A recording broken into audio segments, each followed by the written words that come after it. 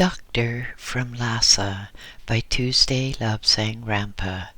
Read for you by BlueFriend in beautiful BC, February 2017. Chapter 2, Chungking.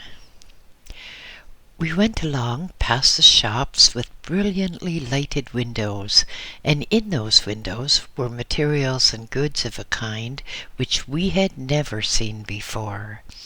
Some of them we had seen pictured in magazines which had been brought to Lhasa over the Himalayas from India, and, before reaching India, from the USA, that fabled land. A young Chinese came hurtling towards us on the weirdest thing I had ever seen, an iron framework with two wheels, one in the front and one behind. He looked at us and could not take his eyes away. Through this, he lost control of the framework. The front wheel hit a stone, the thing turned sideways, and the rider went straight over the front wheel to land on his back. An elderly Chinese lady was almost swept off her feet by him. She turned round and berated the poor fellow, who we considered had already suffered enough. He got up, looking remarkably foolish, and picked up his iron framework with the front wheel buckled. He put it across his shoulders and went on sadly down the hill, the street of steps. We thought we had come to a mad place, because everyone was acting most peculiarly.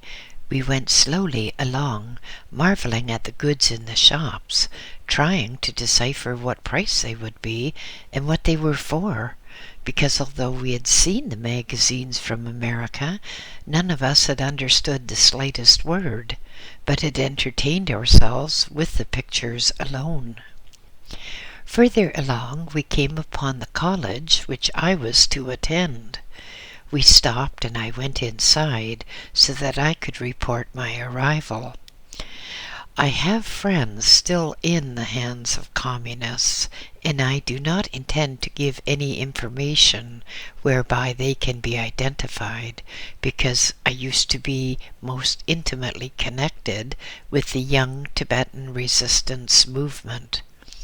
We most actively resisted the communists in Tibet. I entered. There were 3 steps. I went up these steps and into a room. Here there was a desk at which a young Chinese was sitting on one of those peculiar little platforms of wood supported by 4 poles, and with 2 more poles and a crossbar to support the back. What a lazy way of sitting, I thought. I could never manage like that. He looked quite pleasant young fellow. He was dressed in blue linen, as most of the Chinese were. He had a badge in his lapel, which indicated that he was a servant of the college. At sight of me, his eyes opened quite wide. His mouth started to open as well. Then he stood up and clasped his hands together while he bowed low. "I'm one of the new students here," I said. "I have come from Lhasa in Tibet with a letter from the abbot of the Potala Lamasery." And I proffered the long envelope which I had treasured so carefully during our journey, and which I protected from all the rigors of travel. He took it from me and gave 3 bows, and then said, "Venerable Abbot, will you sit down here until I return?"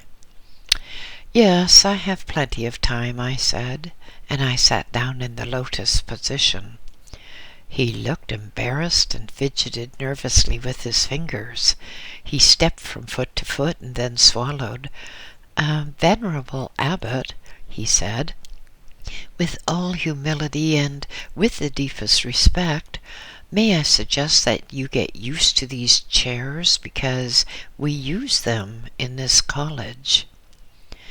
I rose to my feet and sat down most gingerly on one of those abominable contraptions. I thought, as I still think, I will try anything once. This thing seemed to be an instrument of torture.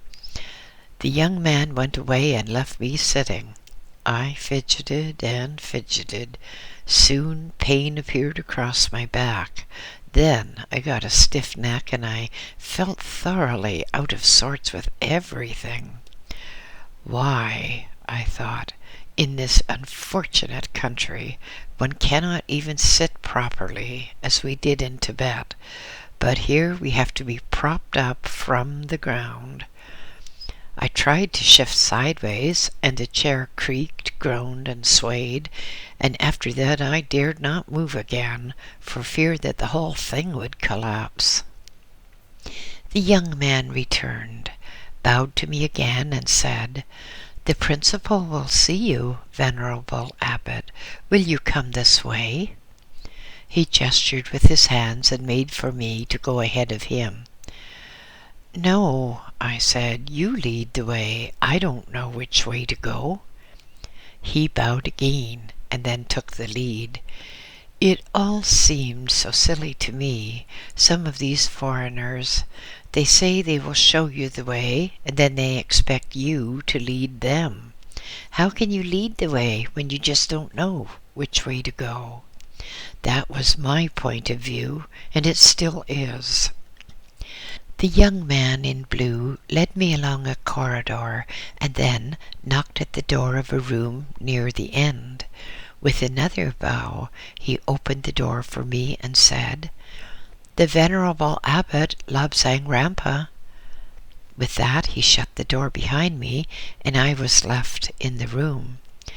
There was an old man standing by the window, a very pleasant old man, bald and with a short beard, a China man. Strangely, he was dressed in that awful style of clothing which I had seen before, that they call the Western style.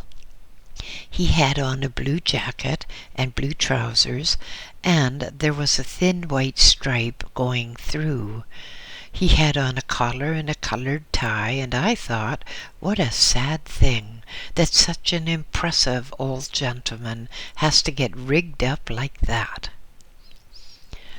"So you are Lobsang Rampa," he said. "I have heard a lot about you, and I am honored to accept you here as one of our students. I have had a letter about you in addition to the one you brought, and I assure you that the previous training which you have had will stand you in very good stead. Your guide, the Lama Mingyar Dondup, has written to me. I knew him well some years ago in Shanghai before I went to America. My name is Lee, and I am the principal here." I had to sit down and answer all sorts of questions to test my knowledge of academic subjects and my knowledge of anatomy. The things that mattered, or so it seemed to me, the scriptures, he tested not at all. "I am very pleased with your standard," he said, "but you're going to have to study quite hard here because in addition to the Chinese system, we teach according to the American method of medicine and surgery, and you will have to learn a number of subjects which were not previously in your curriculum.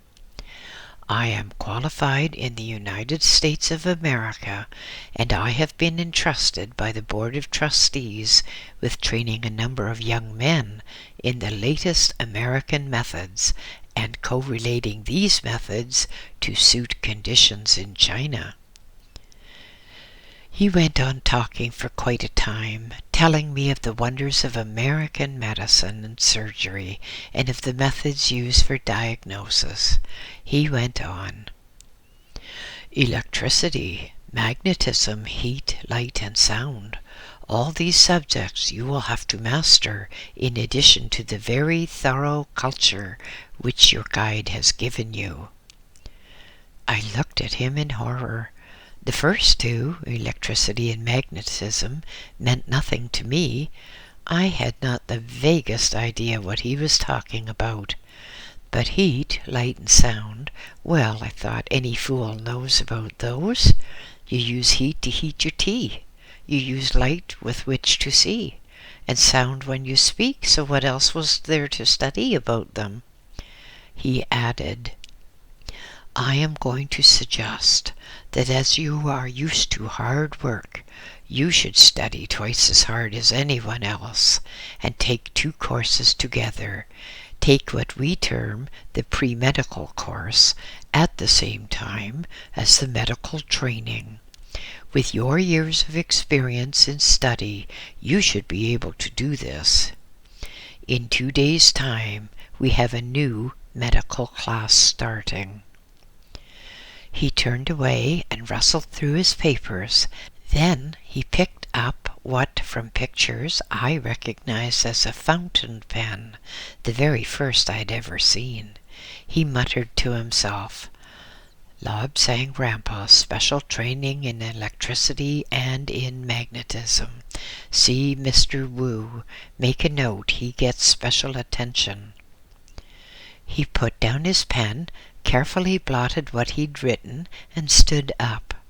I was most interested to see that he used paper for blotting. We used carefully dried sand, but he was standing up, looking at me. You are well advanced in some of your studies, he said. From our discussion, I should say that you are even in advance of some of our own doctors, but you will have to study those 2 subjects of which at present you have no knowledge. He touched a bell and said, I will have you shown around and taken to the different departments so that you will have some impression to carry away with you this day. If you are in doubt, if you are uncertain, come to me, for I have promised the Lama Mingyar Dondup to help you to the full extent of my power. He bowed to me, and I touched my heart to him as I bowed back. The young man in the blue dress entered. The principal spoke to him in Mandarin.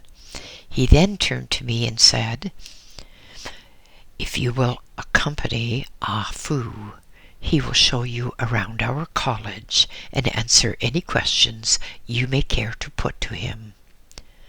This time the young man turned and led the way out, carefully shutting the principal's door behind him. In the corridor, he said, We must go to the registrar first, because you have to sign your name in a book. We went down the corridor and crossed a large hall with a polished floor. At the far side of it was another corridor. We went along it a few paces, and then into a room where there was a lot of activity. Clerks were very busy, apparently compiling lists of names, while other young men were standing before small tables, writing their names in large books. The clerk who was guiding me said something to another man, who disappeared into an office adjoining the larger office. Shortly after, a short, squat Chinaman came out, beaming. He wore extremely thick glasses, and he too was dressed in the Western style. Ah, he said, Lobsang Rampa, I have heard such a lot about you. He held out his hand to me. I looked at it. I did not know what he wanted me to give him. I thought perhaps he was after money. The guide with me whispered, You must shake his hand in the Western style. Yes, you must shake my hand in the Western style, the short fat man said.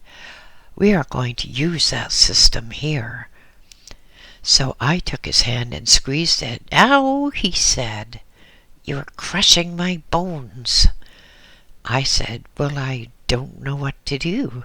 In Tibet we touch our hearts like this. And I demonstrated.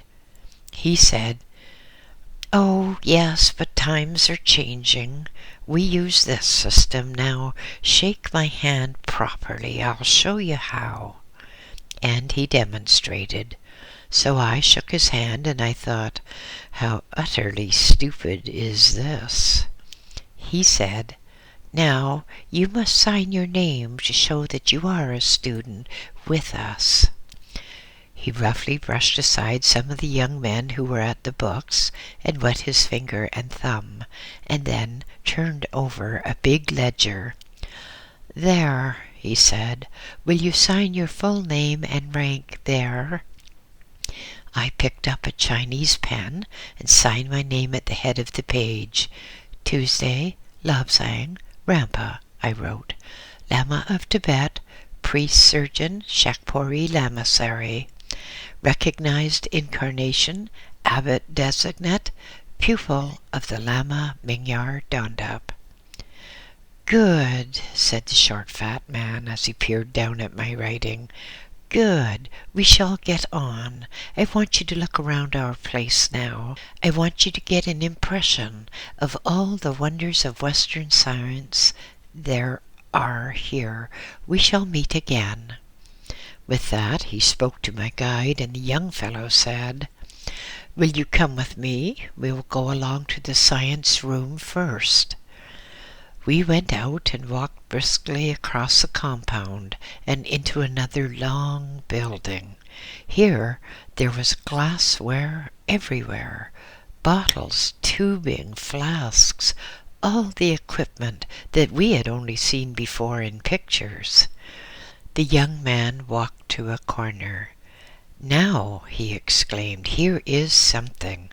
And he fiddled about with the brass tube and put a piece of glass at the foot of it. Then he twisted a knob, peering into the brass tube. "Look at that," he exclaimed. I looked. I saw the culture of a germ. The young man was looking at me anxiously. "What, aren't you astounded?" he said. "Not at all," I replied. "We had a very good one at the Patala Lamasery, given to the Dalai Lama by the government of India. My guide, the Lama Mingyar Dondup, had free access to it, and I used it often." "Oh," replied the young man, and he looked most disappointed. "Then I will show you something else." And he led the way out of the building and into another. "You are going to live at the Lamasery of the Hill," he said, "but I thought you would like to see the very latest facilities which are enjoyed by students who are going to live in." He opened a room door, and I saw first whitewashed walls, and then my fascinated gaze fell upon a black iron frame with a lot of twisted wire stretching from side to side. "What is that?" I exclaimed. "I've never seen anything like that before." "That," he said, with tones full of pride, "that is a bed. We have 6 of them in the building, the most modern things of all." I looked. I had never seen anything like it. "A bed," I said. "And what do they do with the thing?" "Sleep on it," he replied. "It's a very comfortable thing indeed. Lie on it and see for yourself." I looked at him, I looked at the bed, and I looked at him again. Well, I thought I must not show cowardice in front of these Chinese clerks, and so I sat down on the bed. It creaked and groaned beneath me, it sagged, and I felt that I was going to fall on the floor. I jumped up hastily. "Oh, I'm too heavy for it," I said. The young man was trying to conceal his laughter. "Oh, that's what it's meant to do," he answered. "It's a bed, a spring bed." And he flung himself full length on it and bounced. No, I would not do that. It was a terrible looking thing. I had always slept on the ground, and the ground was good enough for me. The young man bounced again and bounced right off and landed with a crash on the ground. Serves him right, I thought, as I helped him to his feet. And that's not all I have to show you, he said. Look at this. He led me across to a wall where there was a small basin which could have been used for making sampa for perhaps half a dozen monks. Look at it, he said. Wonderful, isn't it? I looked at it. It conveyed nothing to me. I couldn't see a use for it. It had a hole in the bottom. Well, that's no good, I said. It has a hole in it. You couldn't make tea in that. He laughed. He was really amused at that. That, he said, is something even newer than the bed. Look. He put out his hand and touched a lump of metal which was sticking up from one side of the white bowl. To my utter stupefaction, water came out of the metal. Water! It's cold, he said, quite cold, look. And he put his hand in it. Feel it, he said. So I did. It was water, just like river water, perhaps a bit staler. It smelled a bit staler than river water, but water from a piece of metal. Who ever heard of that? He put his hand out and picked up a black thing and pushed it in the hole in the bottom of the basin. The water tinkled in. Soon it filled the basin, but it didn't overflow. It was going somewhere else, through a hole somewhere, but it wasn't falling on the floor. The young man touched the lump of metal again, and the flow of water stopped. He put his two hands in the basin full of water and swirled it about. Look, he said, lovely water. You don't have to go out and dig it out of a well anymore. I put my hands in the water and swirled as well. It was quite a pleasant sensation, not having to get down on hands and knees to reach into the depths of some river. Then the young man pulled a chain, and the water rushed away, gargling like an old man at the point of death. He turned around and picked up what I had thought was somebody's short cloak. Here, he said, use this. I looked at him, and I looked at the piece of cloth he'd handed me. What is this for? I said. I'm fully dressed. He laughed again. No, no, you wipe your hands on this. Like this. You wipe them dry. He said. So I did, but I marveled because the last time I had seen women to speak to in Tibet, they would have been very glad of such a piece of cloth to make something useful from it. And here we were spoiling it by wiping our hands on it. Whatever would my mother have said if she could have seen me? By now I was really impressed. Water from metal, basins with holes in it that could be used.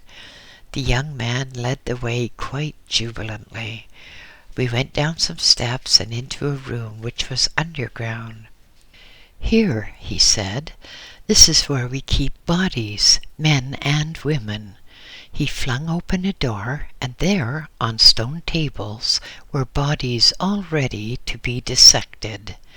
The air smelt strongly of strange chemicals which had been used to prevent the bodies from decaying. At the time, I had no idea at all of what they were because, in Tibet, bodies would keep a very long time without decay because of the cold, dry atmosphere. Here, in sweltering Chongqing, they had to be injected almost as soon as they were dead, so that they could be preserved for the few months which we students would need to dissect them. He moved a cabinet and opened it. Look, he said, the latest surgical equipment from America, for cutting up bodies, for cutting off arms and legs. Look! I looked at all those gleaming pieces of metal, all the glasswork, all the chromium, and I thought, well, I doubt if they can do things any better than we did in Tibet. After I had been in the college buildings for about 3 hours, I made my way back to my companions, who were sitting somewhat anxiously in the quadrangle of the building. I told them what I had seen and what I had been doing. Then I said, "Let us look around this city. Let us see what sort of place it is. It looks very barbaric to me. The stench and the noise is terrible." So we got on our horses again and made our way out and looked at the street of steps with all the shops. We dismounted so that we could go and look, one by one, at the remarkable things that were for sale. We looked down streets, down one street at the end of which there seemed to be no further road. It seemed to end abruptly at a cliff. It intrigued us, so we walked down and saw that it dipped steeply and there were further steps leading down to the docks. As we looked, we could see great cargo vessels, high-stemmed junks, their lateen sails flapping idly against the masts in the idle breeze, which played at the foot of the cliff. Coolies were loading some, going aboard at a jog-trot with long bamboo poles on their shoulders. At each end of the poles were loads carried in baskets. It was very warm, and we were sweltered. Chungking is noted for its sultry atmosphere. Then, as we walked along, leading our horses, mist came down from the clouds, and then it came up from the river, and we were groping about as if in darkness. Chungking is a high city, high and somewhat alarming. It was a steep, stony city with almost 2 million inhabitants. The streets were precipitous, so precipitous indeed that some of the houses appeared to be caves in the mountainside, while others seemed to jut out and to overhang the abyss. Here every foot of soil was cultivated, jealously guarded and tended.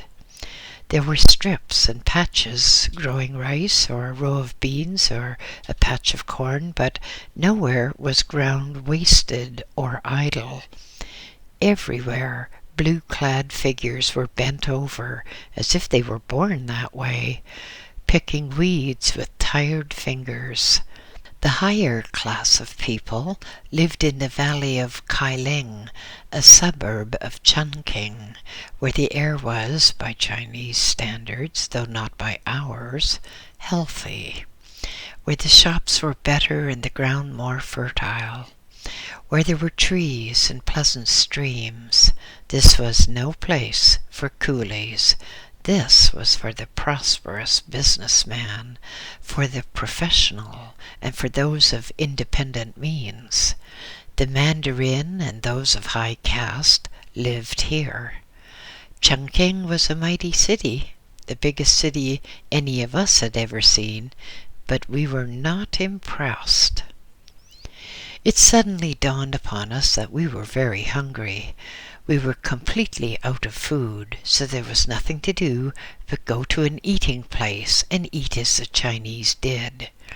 We went to a place with a garish sign which said they could provide the best meal in Chungking, and without delay. We went and sat down at a table. A blue-clad figure came to us and asked us what we would have. "Have you sampa?" I said. "Sampa?" he replied. "Oh no, that must be one of those Western dishes. No, we have nothing like that." "Well, what have you?" I said. "Rice, noodles, shark fins, eggs." "All right," I said, "we'll have rice balls, noodles, shark fin, and bamboo shoots. Hurry up." He hurried away and in moments was back with the food we wanted. About us others were eating, and we were horrified at the chatter and the noise they were making. In Tibet, in the lamaseries, it was an inviolable rule that those who were eating did not talk, because that was disrespectful to the food, and the food might retaliate by giving one strange pains inside. In the lamaseries, when one ate, a monk always read aloud the scriptures, and we had to listen as we ate. Here there were conversations going on around us of an extremely light type. We were shocked and disgusted. We ate looking at our plates the whole time in the manner prescribed by our order. Some of the talk was not so light, because there was much surreptitious discussion about the Japanese and the trouble they had been making in various parts of China. At that time, I was quite ignorant of it. We were not impressed, though, by anything to do with the eating place, nor with Chongqing. This meal was notable only for this. It was the first meal that I ever had to pay for. After we had had it, we went out and found a place in the courtyard of some municipal building where we could sit and talk. We had stabled our horses to give them a much-needed rest, and where they could be fed and watered, because on the morrow my companions were going to set out once again for home, for Tibet. Now, in the manner of tourists the world over, they were wondering what they could take back to their friends in Lhasa, and I too was wondering what I could send to the Lama Mingyar Dondup. We discussed it, and then, as if on common impulse, we got to our feet and walked again to the shops and made our purchases. After that, we walked to a small garden where we sat and talked, and it was dark now. The evening was upon us. The stars began to shine vaguely through the slight haze, for the fog had gone, leaving just a haze. Once again we rose to our feet and went again in search of food. This time it was seafood, food which we had never had before, and which tasted almost alien to us, most unpleasant. But the main thing was that it was food, because we were hungry. With our supper complete, we left the eating place and went to where our horses were stabled. They seemed to be waiting for us and whinnied with pleasure at our approach. They were looking quite fresh. They felt quite fresh, too, as we got upon them. I was never a good horseman, and certainly I preferred a tired horse to a rested one. We rode out into the street and took the road to Kailing. We left the city of Chongqing, and we passed through the outskirts of that city on the road to where we were going to stay the night, to the lamasery, which was going to be my home by night. We branched to the right and went up the side of a wooded hill. The lamasery was of my own order, and it was the nearest approach to going home to Tibet, as I entered and went into the temple in time for the service. The incense was wafted around in clouds, and the deep voices of the older monks and the higher voices of the acolytes brought a sharp pang of homesickness to me. The others seemed to know how I felt, for they were silent, and they left me to myself. For a time I stayed in my place after the service had ended. I thought and thought. I thought of the first time I had entered a lamasery temple after a hard feat of endurance, when I was hungry and sick at heart. Now I was sick at heart, perhaps sicker at heart than I had been the time before, for then I had been too young to know much about life, but now I felt I knew too much of life and of death. After a time, the aged abbot in charge of the lamasery crept softly to my side. "My brother," he said, "it's not good to dwell too much upon the past when the whole of the future is before one. The service is ended, my brother. Soon it will be time for another service. Will you not go to your bed, for there is much to be done on the morrow?" I rose to my feet without speaking, and accompanied him to where I was to sleep. My companions had already retired. I passed them, still forms rolled in their blankets. Asleep? Perhaps, who knows? Perhaps they were dreaming of the journey they had again to undertake, and of the pleasurable reunion which they would have at the end of that journey in Lhasa. I, too, rolled myself in my blanket and lay down.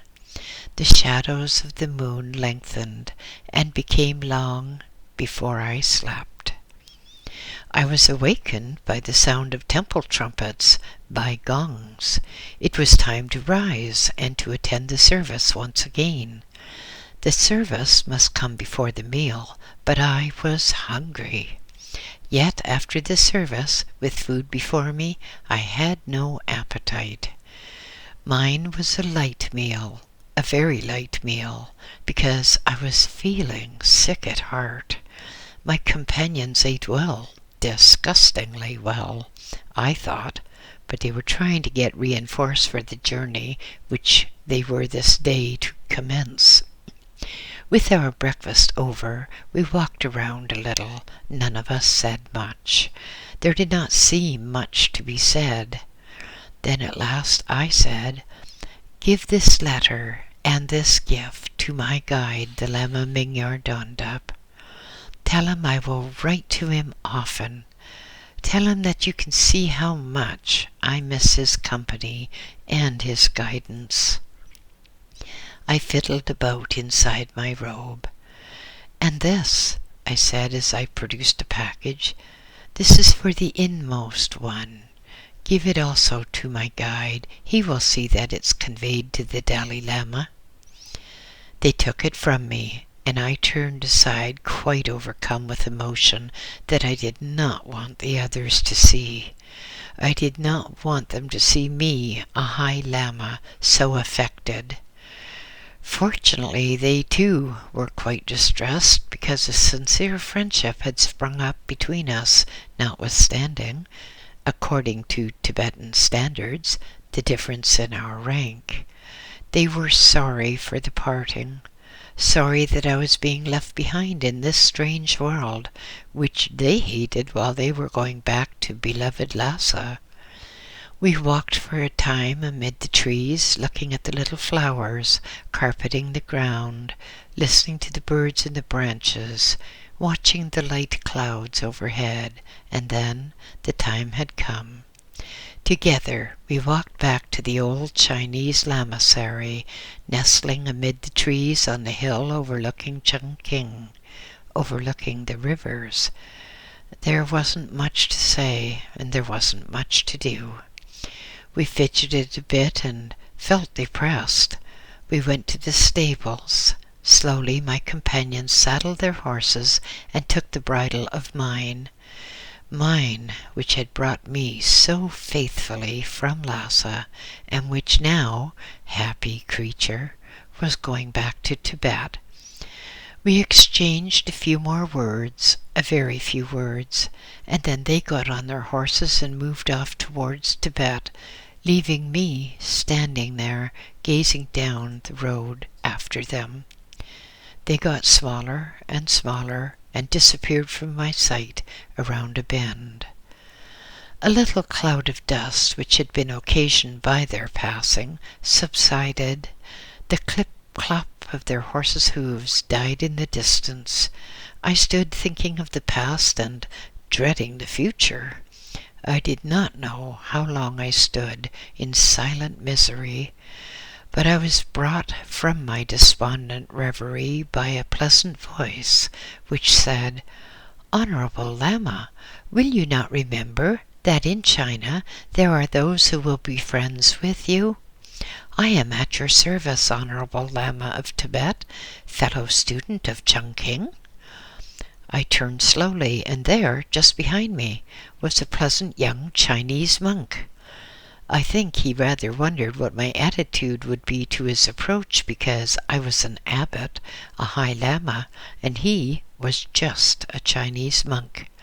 But I was delighted to see him. He was Wang, a man who I later was proud to call my friend. We soon got to know each other, and I was particularly glad to know that he was going to be a medical student starting on the morrow, as was I. He too was going to study those remarkable things, electricity and magnetism. He was, in fact, to be in both of these courses which I was going to study, and we got to know each other very well. We turned and walked back towards the entrance of the lamasery. As we passed the portals, another Chinese monk came forward and said, "We have to report to the college.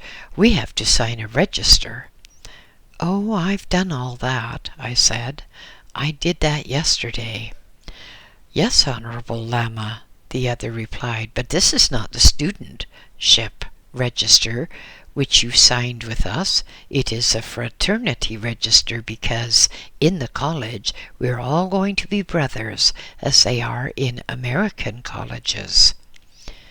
So, together we turned down the path once more, along the lamasery path, through the trees, the path carpeted with flowers, and we turned into the main road from Kailing to Chungking, in the company of these young men, who were of much the same age as I.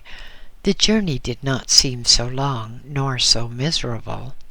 Once again we came to the buildings which were to be our daytime home, and we went in. The young clerk in the blue linen dress was really pleased to see us. He said, "Ah, I was hoping you'd call. We have an American journalist who speaks Chinese. He would very much like to meet a High Lama of Tibet." He led us along the corridor again and into another room, a room which I had not previously entered. It appeared to be some sort of reception room, because a lot of young men were sitting about talking to young women, which I thought rather shocking. I knew very little about women in those days. A tall young man was sitting in a very low chair.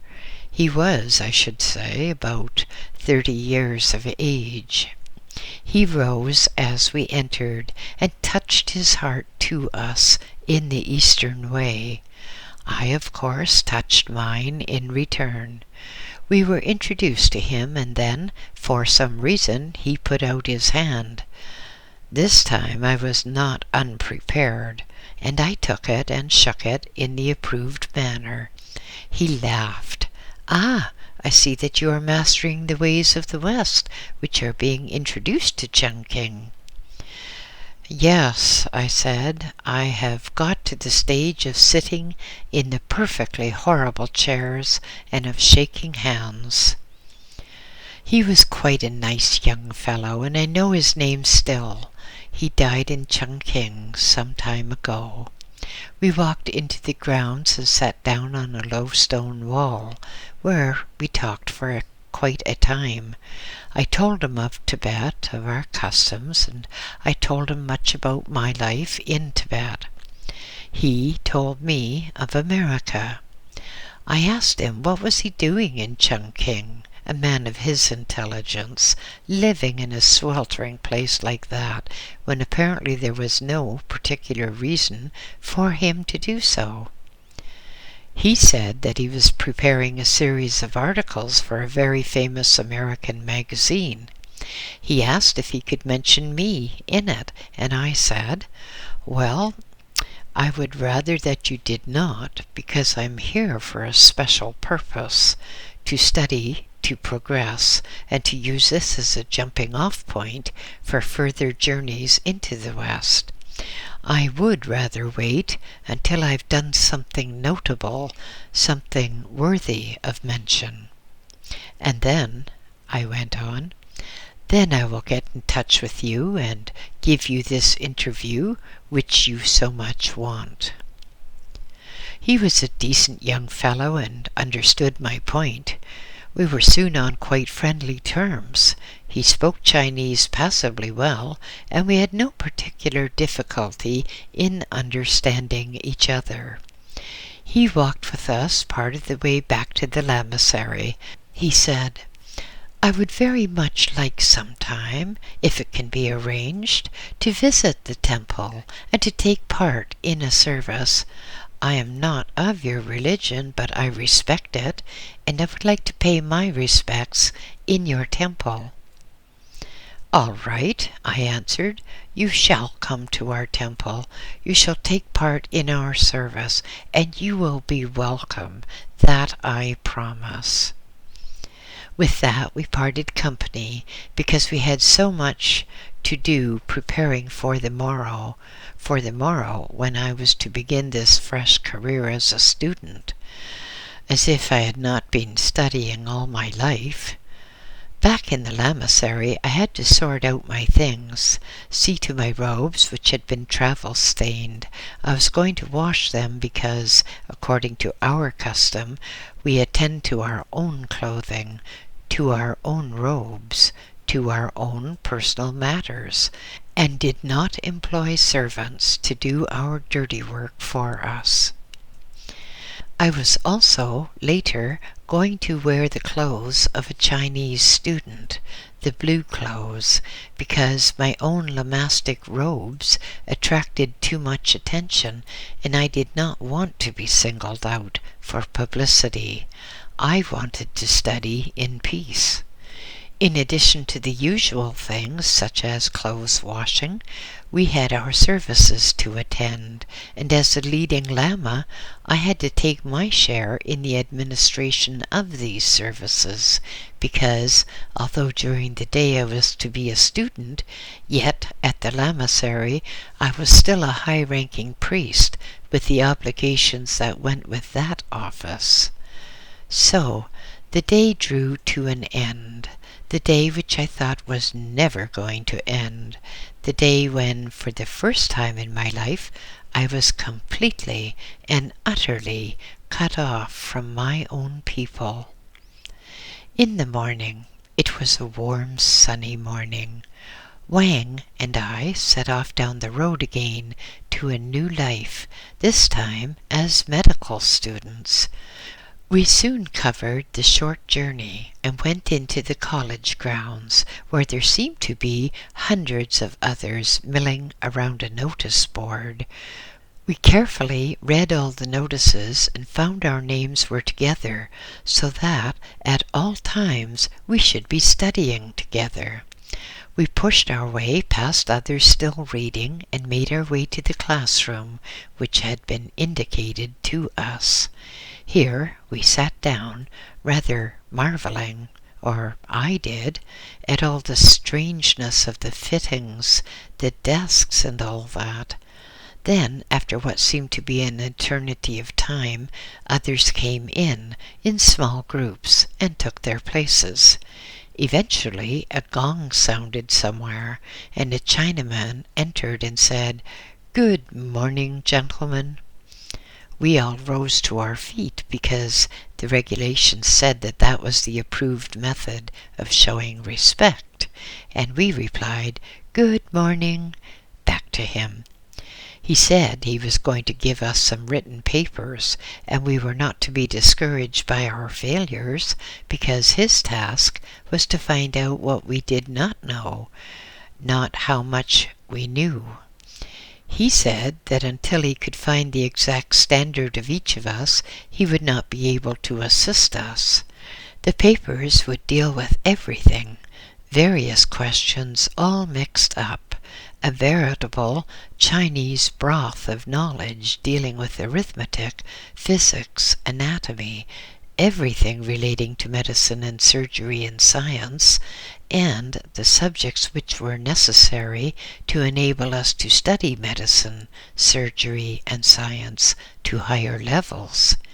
He gave us clearly to understand that if we did not know how to answer a question, then we could put down that we had not studied to that point, but give, if we could, some information so that he could assess the exact point at which our knowledge ended.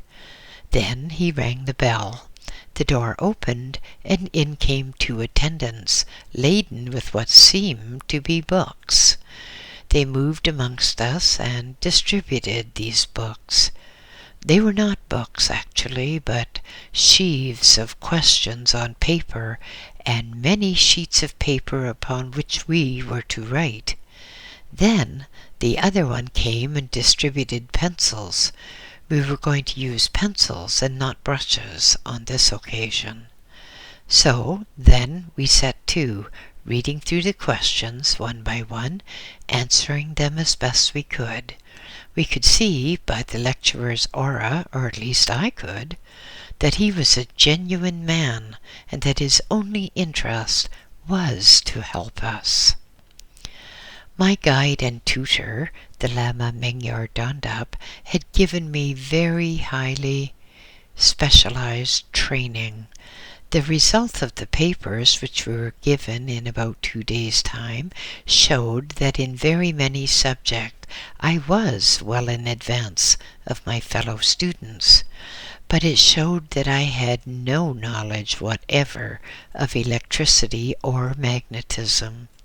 About a week after that examination, we were in a laboratory where we were to be given a first demonstration, because, like me, some of the others had no idea of the meaning of those 2 dreadful-sounding words.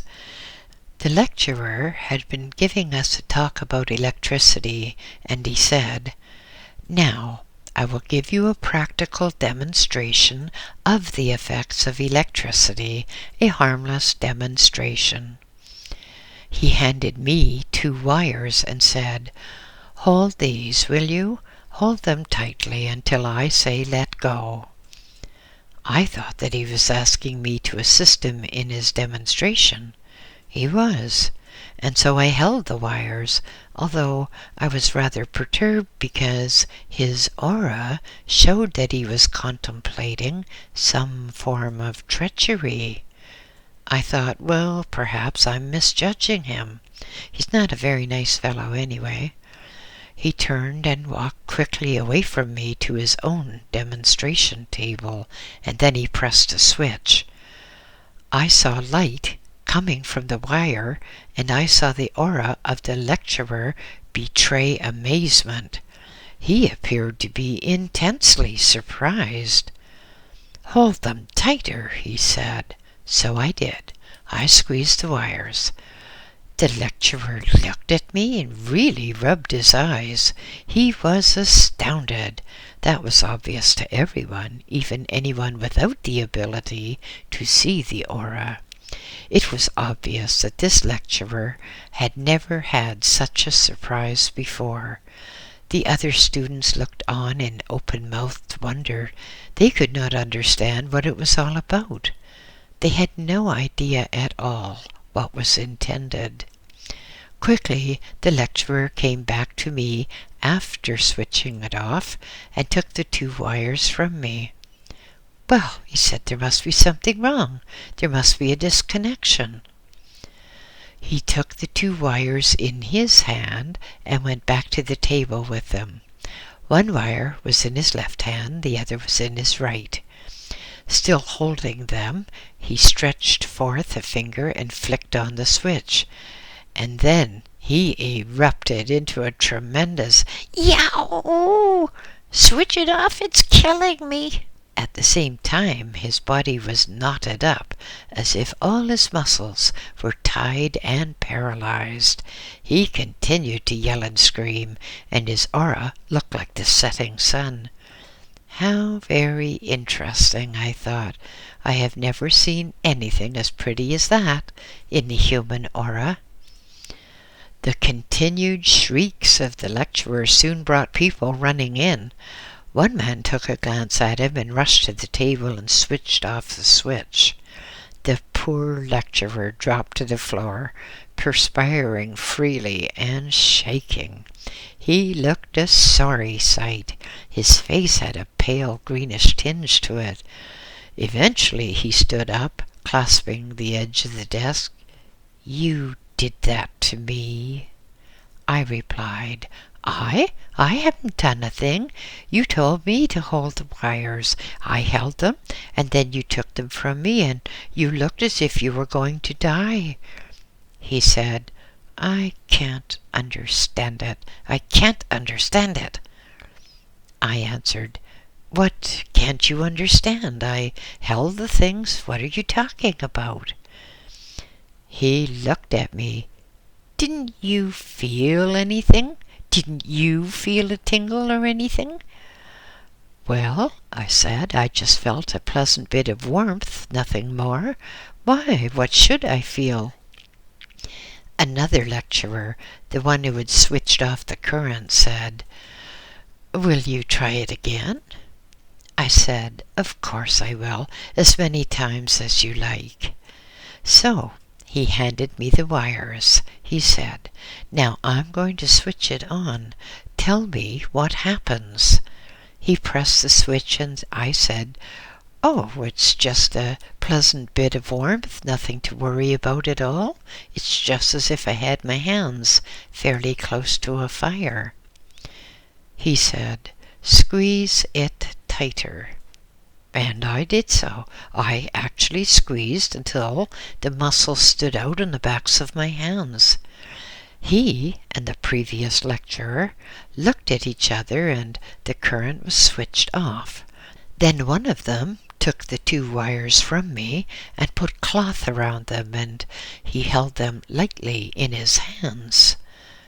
"Switch on," he said to the other. So the other lecturer switched on, and the man with the wires wrapped in cloth in his hands soon dropped it. He said, "Oh, it's still on." In dropping, the 2 wires fell free of the cloth and touched. There was a vivid blue flash, and a lump of molten metal jumped from the end of the wire.